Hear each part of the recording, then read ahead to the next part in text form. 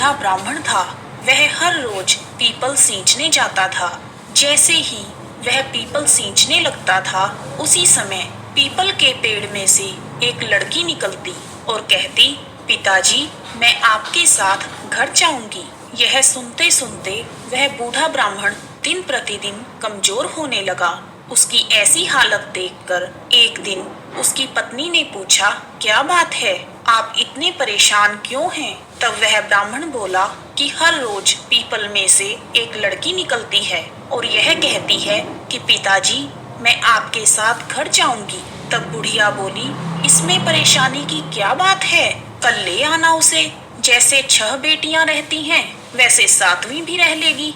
अगले दिन बूढ़ा ब्राह्मण उस लड़की को घर ले आया। लड़की को घर लाने के बाद वह ब्राह्मण आटा मांगने गया तो उसे पहले दिनों की बजाय आज ज्यादा आटा मिला।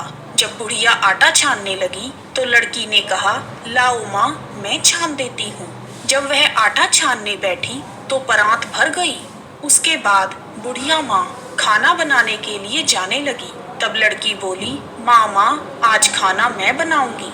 पर बुढ़िया ने कहा, तेरे हाथ जल जाएंगे बेटा, ना तू नहीं बनाएगी। पर लड़की नहीं मानी और वह रसोई में खाना बनाने चली गई। उसने तरह तरह के व्यंजन बनाए और उस दिन पूरे परिवार ने पेट भरकर खाना खाया।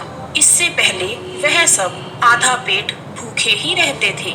जब रात हुई तो बुढ़िया का भाई आ गया और कहने लगा, बहन बहन मुझे भूख लगी है, मैं तो खाना खाऊंगा। तब बुढ़िया परेशान हो गई कि अब खाना कहाँ से आएगा।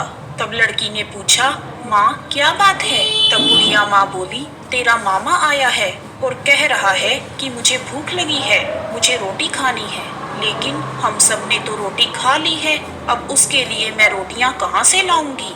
लड़की ने कहा, माँ तुम चिंता ना करो, मामा के लिए रोटी मैं बना दूंगी। और वह रसोई में चली गई।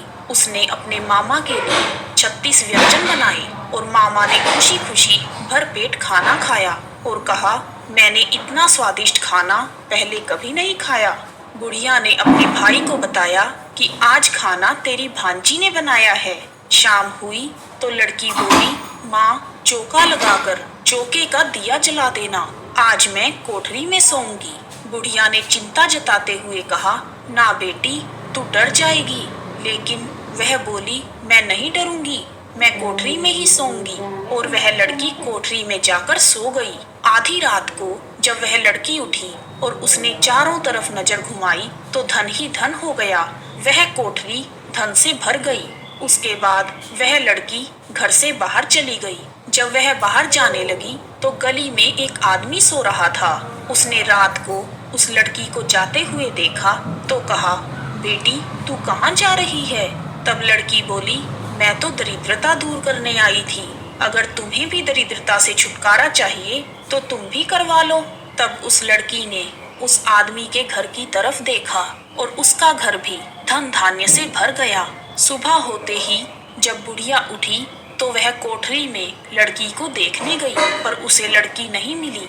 वह चिंतित हो गई और वह उसे ढूंढने लगी। तब गली में बैठे हुए उस आदमी ने बताया कि वह लड़की कोई और नहीं, साक्षात लक्ष्मी माता थी, जो तुम्हारे साथ साथ मेरी दरिद्रता भी दूर कर गई। हे लक्ष्मी माता, जैसे आपने उस बूढ़े ब्राह्मण तथा उस गली वाले आदमी पर कृपा की, वैसे ही हम सब पर भी अपनी कृपा बनाए रखना और धन धान्य सुख समृद्धि प्रदान करना।